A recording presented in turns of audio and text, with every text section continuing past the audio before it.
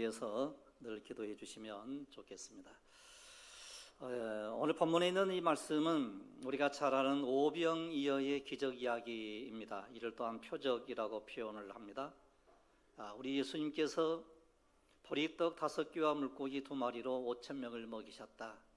여러분, 이성적으로 합리적으로 일어날 수 없는 일입니다.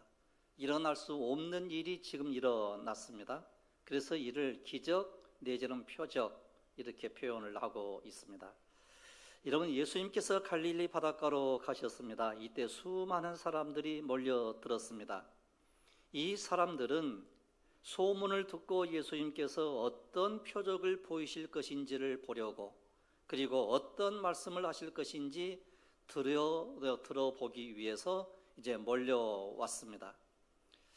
왜 사람들은 바다를 건너면서까지 산까지 예수님을 따랐을까? 여러분, 그 이유는 표적 때문입니다. 요한복음 6장 2절에 이렇게 기록을 합니다. 이는 병자들에게 행하시는 표적을 보았음이라라. 그러니까 표적을 보았기 때문에 수많은 사람들이 예수님께 찾아와서 또 다른 하나의 표적을 보이기를 원했습니다. 여러분, 사실 표적이라고 하는 것은 딱 한 번만 일어나면 되는 거예요. 이렇게 표적을 일으키시는 이 분이 우리의 구원자이신 메시아이신 예수 그리스도이시다. 이 한 가지 딱 한 번의 사실로만, 한 가지 일만 딱 행하였어도 이를 믿었더라고 하면 더 이상 표적을 일으킬 필요가 없어요. 그런데 수많은 사람들이 이 표적을 보면서도 믿지 않았다는 거예요. 그래서 요한복음서를 통하여 보여주신 표적이 지금까지 우리가 보았던 것을 보게 되면 가나에서 물로 포도주를 바뀌신, 변화시킨 그 표적, 물이 변하여 포도주가 되었다. 이게 가나의 혼인잔치에서의 사건이고요. 그 다음에 가나에서 왕의 신하의 아들의 병을 고쳐주신 표적이 또 한 번 행하게 됩니다. 그 다음에 이제 세 번째로는 베데스다 연못에서 38년 된 병자를 고쳐주신 이 사건이에요. 자리를 들고 일어나 걸어가라. 이것 때문에 이제 안식일을 범했다, 신성모독을 했다라고 하는 이 두 가지 죄로 인하여 우리 예수님께서 이제 죽이려고, 우리 예수님을 죽이려고 작정을 했다는 거예요. 그러니까 표적을 일으켰으면 그 표적을 보았던 사람들이 야, 이분이 우리가 기다리고 있는 메시아이구나 이렇게 생각을 해야 되는데 그러지 아니하고 오히려 죽이려고 했다는 거예요. 그리고 이제 오늘 읽어드리는 이제 요한복음 이제 6장부터 시작을 해가지고 계속 이어지는, 그러니까 이제 오병이어의 기적이 일어났습니다. 그리고 그 다음날 우리 예수님께서 또 말씀을 하세요. 연결이 되는 말씀이거든요. 그래서 오병이어의 표적의 배경을 이제 보게 되면 마태복음, 누가복음, 요한복음 세 복음서에 이 오병이어의 표적을 기록을 하고 있습니다. 그러니까 그만큼 오병이어의 기적의 표적이 중요하다는 거예요. 여기서 도대체 우리 예수님께서 무엇을 알려주시기 위해서 그랬을까라고 하는 것입니다. 그래서 마태복음 14장 15절입니다. 마태복음 14장 15절을 보시면 저녁이 되매 제자들이 나와 이르되 이곳은 빈들이요 때도 이미 저물었으니 무리를 보내어 마을에 들어가 먹을 것을 사 먹게 하소서 이렇게 나옵니다. 자, 배경을 보겠습니다. 저녁입니다. 그때는 저녁이에요. 그리고 또한 명절이 가까이 다가오는 계절이었습니다. 예루살렘에서 멀리 떨어져 있던 사람들이 유월절을 지키기 위해서 멀리서 오는 그런 이제 계절이에요. 그리고 빈들이었습니다. 마을이 없는 곳이에요. 그래서 예수님의 말씀을 듣고 있었던 무리들은 오랫동안 예수님 곁에 계시고 그리고 또한 먼 곳에서 왔고 이러다 보니까 몹시 배가 고픈 거예요. 목도 마르고 배도 고프고. 그래서 예수님께서 제자들과 함께 이 많은 사람들을 어떻게 먹일 것인가, 어떻게 음식을 이제 줄 것인가 대해서 의논하기 시작을 해요. 회의를 하기 시작을 했습니다. 그래서 먼저 빌립에게 물으셨습니다. 어디에서 이 떡을 사서 이 많은 사람들을 먹일 수 있겠느냐? 빌립이 한마디로 어렵다, 불가능합니다, 이렇게 얘기합니다. 이때 안드레가 한 아이가 가지고 있던 보리떡 5개, 물고기 2마리를 가지고 온 거예요. 이런 상상을 한번 해보시고 이미지로 한번 그려보세요. 조그만 음식이에요. 앉아있는 사람들이 5,000명이에요. 그걸 가지고 온 거예요. 그러면 이제 옆에 사람들이 이야기하겠죠. 야, 이것 가지고 누구 코에 붙여? 이것 가지고 되겠어? 뭐 이러는 거죠. 그런데 우리 예수님께서는 뜻밖에도 뭐라고 말씀을 하시는 거 아니? 이 사람들을 다 정리를 시켜라. 즉 앉게 하라. 그리고 그 음식을 가지고 보리떡 5개, 물고기 2마리를 들고 축사하신 뒤에 나누어 주셨어요. 이런 축사, 이것은 이제 그 유대인들이, 지금도 우리도 그러잖아요. 유대인들이 항상 음식 앞에서 밥을 먹기 바로 직전에 음식을 다 차려놓고 음식을 바로 먹기 바로 직전에 늘 축복 기도를 해요. 이 음식을 주셔서 감사합니다. 감사기도. 이 음식에 대하여 축복을 해 주십시오. 축복을 하는. 그러게 요즘 우리 한국 이 기독교인들, 우리 모든 크리스찬들은 음식을 앞에 놓고 바로 막 먹질 않잖아요. 이런 바로 막 먹습니까? 바로 막 먹는 사람 손 한번 들어보세요. 아, 부끄러워서 못 들 거예요. 이런 거 항상 우리가 습관적으로 해야 돼요. 그냥 습관적으로도 그냥 음식 딱 놓고 음식이 딱 차려졌어요. 그러면 항상 음식에 대하여 감사 기도를 드리고 축복 기도를 드리는 거예요. 이게 사실 옛날부터 있어 왔던 일이거든요. 그런데 우리 예수님께서 그렇게 하신 거예요. 특별하게 어떤 이제 그 모습이 아니고 우리가 생각을 할 때는 야, 특별한 기도를 했구나, 이게 아니에요. 특별 기도를 한 게 아니고요. 그냥 축사하신 거예요. 그래서 이제 그 모습을 보게 되면 이런 모습입니다. 보리떡 5개, 물고기 2마리를 들고 이렇게 했어요. 그게 초라한 도시락이죠. 초라한 그 음식 앞에서 그냥 축사하신 거예요. 축복을 한 거예요. 축사라고 하는 것은 축복을 했다는 거거든요. 그래서 여러분, 음식 앞에서 짜증내지 말고 항상 축복하는 은혜가 있기를 원합니다. 그리하면 막 변화가 되더라는 거예요. 그래서 축사하신 뒤에 그냥 나눠주신 거예요. 그런데 그 사람들이 다 배부르게 먹고 남은 것을 모았는데 12바구니나 되었더라. 이게 놀라운 표적이었습니다. 이런 사실 한 사람이 딱 먹으면 없어질 것 아니에요. 그런데 이제 나눠주었는데 이 음식이 없어지지 않더라는 거예요. 이게 기적이에요. 그래서 어떤 사람은 그럽니다. 이렇게 표현을 해요. 아, 이제 음식을 싸왔던 사람들이 있는데 우리 예수님이 축사하시고 나니까 그냥 몰래 감추어뒀던 음식들을 자기 품에서 다 내놓았다, 이렇게 해석하거든요. 그런 게 절대 아니에요. 그 현대 신학자들은 그렇게 해석을 해요. 그러나 그 해석은 전적으로 틀려요. 그러면 표적이 될 수 없고 기적이 될 수 없어요. 여러분, 우리 하나님께서는 없는 것을 있게 하시는 하나님이신 줄로 믿습니다. 무에서 유를 창조하신 하나님이신 줄로 믿습니다. 그러니까 모든 것을 있게 하시는 하나님이시더라는 거예요. 여기서 핵심은 뭔고 하니요? 축복하는 거예요. 여러분, 어떠한 경우에 처하든지 늘 축복하는 은혜가 있기를 원합니다. 그리고 우리가 축복하고 난 다음에 기대하는 거예요. 여러분, 왜 우리가 기도를 합니까? 기대감이 있기 때문에 기도를 하는 거거든요. 소망과 비전과 꿈이 있기 때문에 기도하는 거거든요. 소망과 꿈과 이 기대감이 없으면 기도하지 않습니다. 그래서 우리 예수님께서 기도하라, 늘 깨어 기도하라고 성경은 우리에게 가르치고 있는 그 이유가 내일을 향한 기대감, 내년을 향한 기대감, 몇 년 후에 대한 그 기대감이 우리에게 있는 거예요. 그리고 그것을 향하여 우리는 나아가고, 그리고 나아간 이후에 우리가 그 모든 것이 이루어졌을 때 우리가 늘 감사하는 거거든요. 그러니까 기대감을 가진 사람은 반드시 기도하게 되어 있더라는 거예요. 이 기도의 능력이 오늘 여러분들 가운데 임하기를 원합니다. 그리고 그 사람들이 다 배부르게 이제 먹었습니다. 그런데 남았다는 거예요. 부족한 것을 완벽하게 없애버렸는데 12바구니나 되었더라는 거예요. 아마 더 많은 사람들이 있었으면 더 나누어 먹을 수 있었겠죠.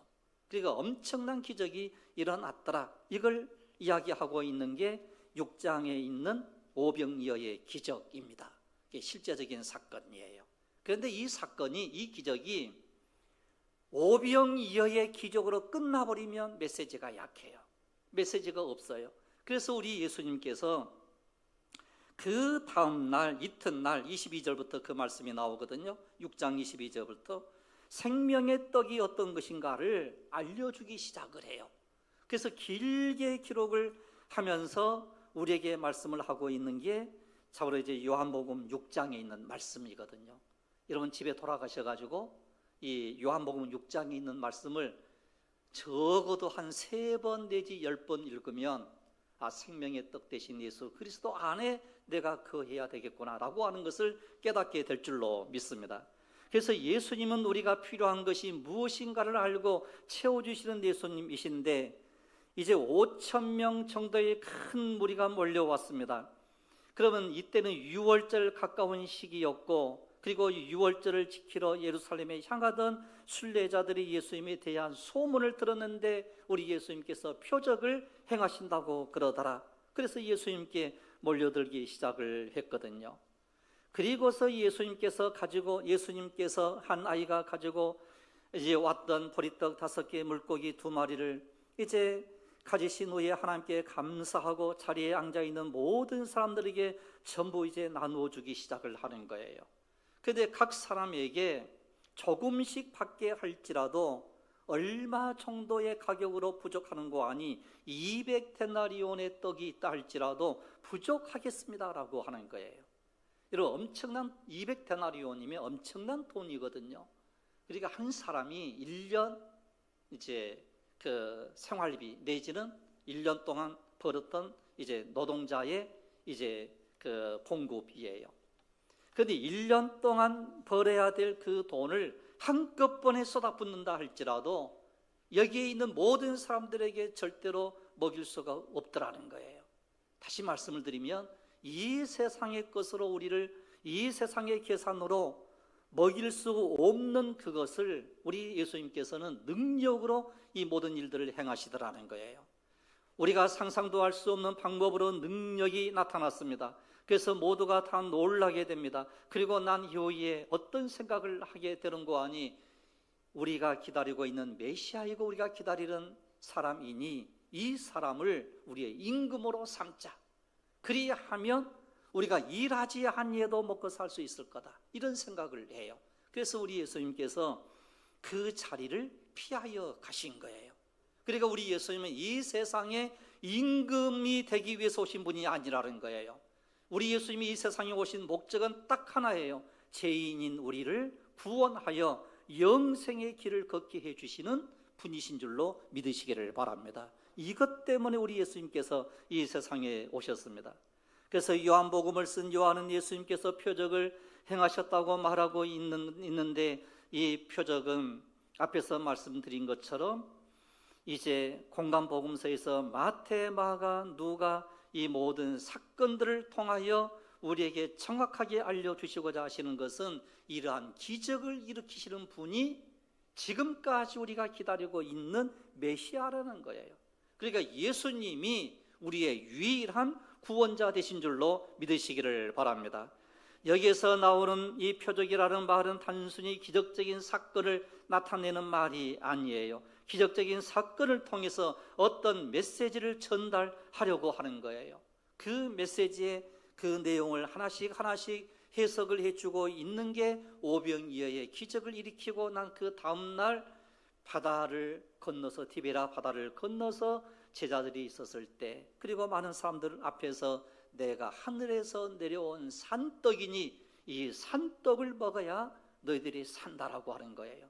여러분 우리 예수님이 영원한 생명의 떡인 줄로 믿습니다. 그래서 26절을 보시면 내가 진실로 진실로 너희에게 이르노니 너희가 나를 찾는 것은 표적을 본 까닭이 아니요 떡을 먹고 배부른 까닭이로다. 표적 때문에 예수님께 찾아온 게 아니라는 거예요. 이 표적을 보아서 즉 메시아이기 때문에 사람들이 찾아왔다. 이게 아니라는 거예요. 오직 먹고 배부른 까닭에 우리 예수님께만 가면 우리는 먹고 살 수 있겠구나. 이런 때로는 그런 생각을 하잖아요. 교회 가면 복을 받는다 하더라. 이런 교회 오시면 복을 받습니까? 이 세상적인 어떤 기복적인 것으로. 이런 사실 그러지 않거든요. 우리 교회에 요즘 그 공무원 시험을 봐가지고 합격하신 분들이 계시는데 제가 이런 생각을 했어요. 여러분이 물어보겠습니다. 7일 동안 공부해서 시험 보는 것하고 6일 동안 공부해서 시험 보는 것하고 어떤 사람이 더 합격할 확률이 높아요? 네? 7일 동안 공부한 학생이 그 시험생의 수험생이 확률이 더 높아요. 왜? 24시간 더 공부하니까. 그러잖아요. 이게 합리적이잖아요. 그런데 성경은 그렇게 얘기를 안 해요. 싫어하는 거예요. 왜? 내가 너에게 뭘 주겠다고요? 지혜를 주겠다. 지식을 더해 주겠다. 바로 그건 믿고 나아가는 거예요. 여러분, 그래서 우리는 유일하게 이 세상은요, 이래라 그래요. 그런데 교회에 딱 오면 쉬라는 거예요. 쉬어라 그래요. 참 이상하잖아요. 이런 이 기적이라고 하는 것, 표적이라고 하는 이것은 세상 사람들이 추구하는 그게 아니라 영적인 믿음을 추구하는 삶을 통하여 우리 하나님께서는 길을 열어주시더라는 거예요. 진짜 생명의 길을, 진짜 영생의 길을 걷게 해주시는 걸어가신 하나님이시더라는 거예요. 그래서 우리 예수님께서 6장 35절에 예수께서 이르시되 나는 생명의 떡이니 내게 오는 자는 결코 줄이지 아니할 터여 나를 믿는 자는 영원히 목마르지 아니하리라 그랬어요. 이런 이 말씀 그대로 세상에 적용시킨다라고 하면 우리는 절대로 부자로 살 수가 없어요. 주님만 따라가는데 어떻게 어떻게 떡이 우리에게 찾아오겠습니까? 어떻게 목마름을 해결할 수가 있겠습니까? 그런데 모든 여건과 환경과 모든 것을 변화시켜가지고 우리를 생명의 길로, 진짜 목마르지 않는 길로 인도해 주시더라는 거예요. 그래서 선한 사마리아, 그 가련했던 사마리아 여인을 통하여 사람 내가 주는 물을 먹어야 너희들이 목마르지 않다고 말씀을 하시고, 오늘 본문에 있는 이 말씀을 통하여 내가 생명의 떡이기 때문에 생명의 떡인 나를 먹어야 너희들이 배고픔을 느끼지 않고 기가를 느끼지 않게 될 거다. 생명의 떡인 예수 그리스도를 믿으라는 거예요.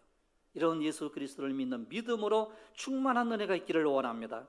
그래서 우리 예수님께서는 이 사건을 표적으로 사용하고 계시는데, 예수님께서는 이 사건을 통해 더 깊은 메시지를 우리에게 전하고 있습니다. 영적 배고픔, 영적 기갈의 문제를 해결해야 세상의 문제도 해결된다는 거예요. 그런데 이 세상 사람들은 거꾸로 생각을 해요. 세상의 문제가 해결되어야 영적인 문제, 영성의 문제가 해결된다라고 생각을 하고 이렇게 얘기를 해요. 예수 믿으십시오. 그러면 내가 아직 젊으니까 무엇을 많이 벌고 난 다음에, 돈을 많이 벌고 난 다음에, 돈을 많이 벌었어요. 그래서 돈 많이 벌었으니까 예수 믿으십시오. 우리가 아직도 덜 벌었습니다. 욕심이 딱 생기는 거예요. 그래서 성경은 욕심이 잉태한 즉 죄를 낳고, 죄가 장성한 즉 뭘 낳는다고요? 사망을 낳는다는 거예요. 이게 얼마나 성경이 정확한지 몰라요. 그래서 우리는 영생의 길을 걷기를 원하는 우리들에게 있어서 이 세상이 주는 어떤 배고픔, 이 세상이 주는 가난, 이 세상이 주는 어떤 기갈이 설사 있다 할지라도 예수 그리스도 안에 거하며 걸어가게 될 때 우리 예수님께서는 표적을 우리에게 베풀어 주시고 기적으로 우리를 인도해 주시게 될 줄로 믿습니다. 그래서 신명기 8장 3절에 그런 말씀이 나옵니다. 신명기 8장 3절을 보시면 너를 낮추시며 너를 줄이게 하시며 또 너도 알지 못하며 내 조상들도 알지 못하던 만나를 내게 먹이신 것은 사람이 떡으로만 사는 것이 아니요 여호와의 입에서 나오는 모든 말씀으로 사는 줄을 내가 알게 하려 하심이니라 그랬어요. 할렐루야. 이런 이 말씀의 의미가 뭐겠습니까? 이스라엘 백성들은 오직 떡이 있으면 살 줄 알았어요.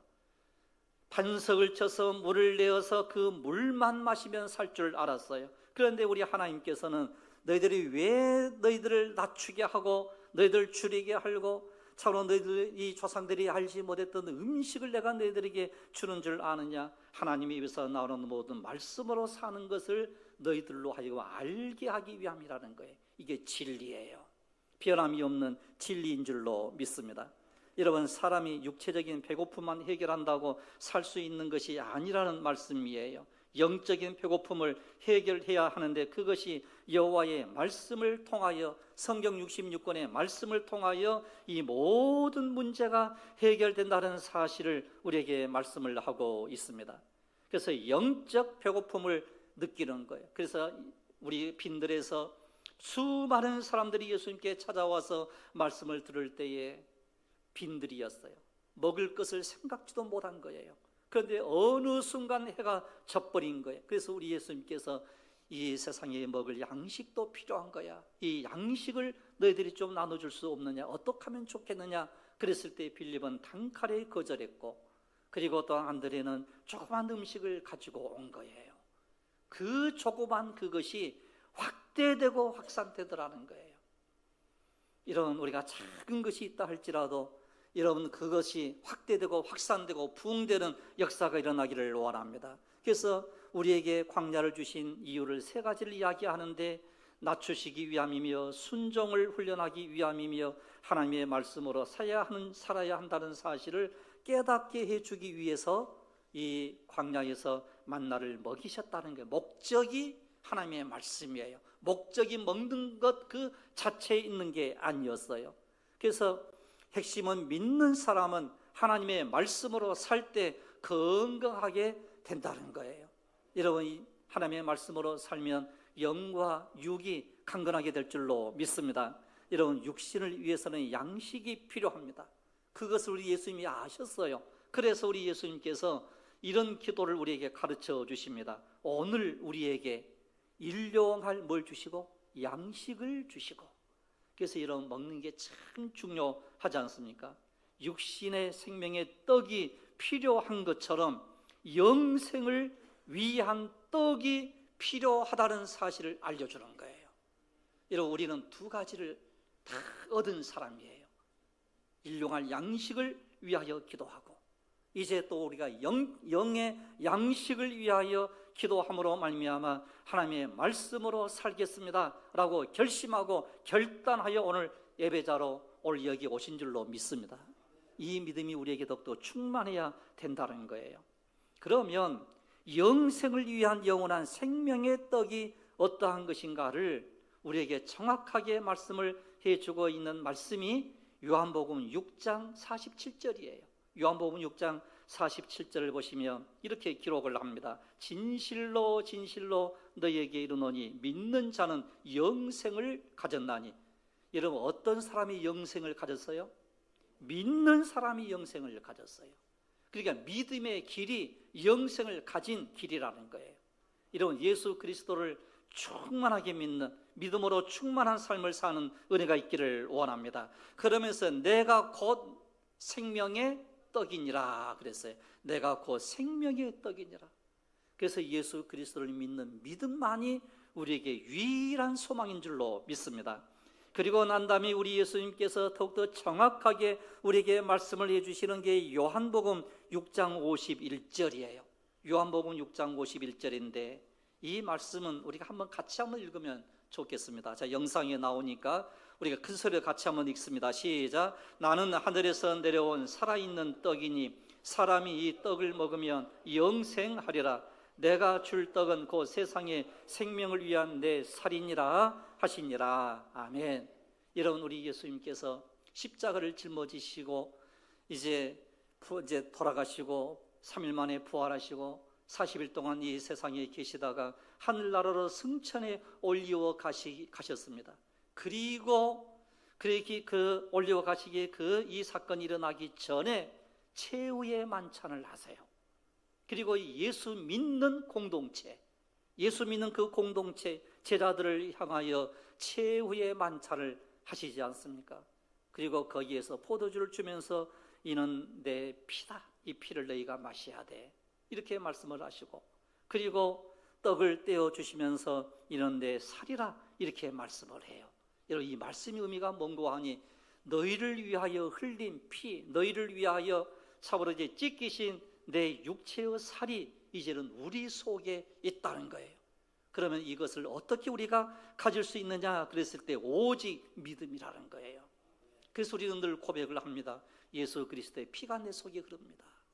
예수 그리스도의 생명의 그 살이 그 내 속에 있습니다. 그래서 우리 예수님께서 이렇게 우리에게 가르쳐 주고 있는데 우리가 포도나무 안에 거하는 거예요. 우리는 가지이고 포도나무 안에 거하는 우리들이에요. 그리하면 많은 열매를 맺겠다라고 우리에게 말씀을 합니다.